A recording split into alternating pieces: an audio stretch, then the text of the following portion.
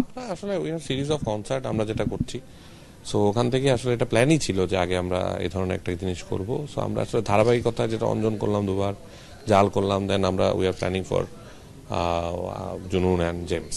So it's যে kind of like, তো ওখান থেকে আমরা আলী আজমত ভাইয়ের যেহেতু আলাদা একটা পার্সোনালিটি ক্রিয়েট হয়েছে, সো ওনার এবং জেমস ভাইয়ের যেহেতু আলাদা একটা পার্সোনালিটি, সো এটা ব্লেন্ড করে আমরা দুই রকস্টারকে এক স্টেজে আনার প্ল্যান করেছি আর কি। জি। কেমন হতে যাচ্ছে আজকে, টিকিট কেমন বিক্রি হচ্ছে বা টোটাল আয়োজনের নিরাপত্তা কেমন থাকবে বা হ্যাঁ, সুবিধা কি থাকবে যদি একটু ডিটেইলে বলেন। সুবিধা বলতে ইটস এ ফ্যান্টাস্টিক ভেনু। আপনি জানেন বাংলাদেশে one of the largest venue, এটা ইনডোর ভেনু। সো ওখানে আমরা সিকিউরিটি এবং সবকিছু মিলায় টপ নচ, অল এজেন্সির আর ইনফর্ম, এবং সবকিছু মিলে আমরা আসলে আমাদের মানে আমাদের ফ্যাসিলিটিগুলো আসলে ওই এক্সপিরিয়েন্সটা দেওয়ারই চেষ্টা করতেছি আসলে কাস্টমারদেরকে।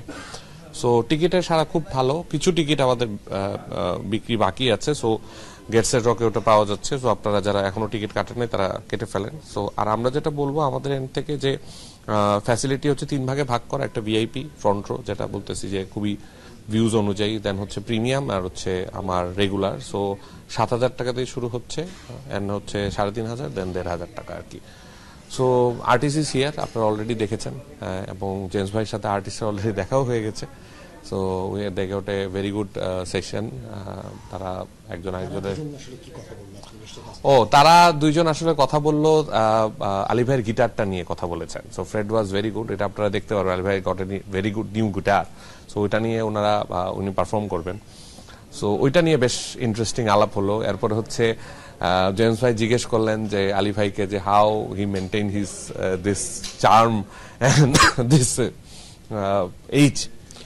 সো ওটা নিয়ে বেশ হাসাহাসি হলো, কথাবার্তা হলো। So they will catch up soon. তো তাদের বেশ কিছু মিট আপ কথাবার্তা বাকি আছে। So they will meet catch up soon আর কি। এই দুজন স্টেজে কি একসাথে কিছু করবেন কিনা?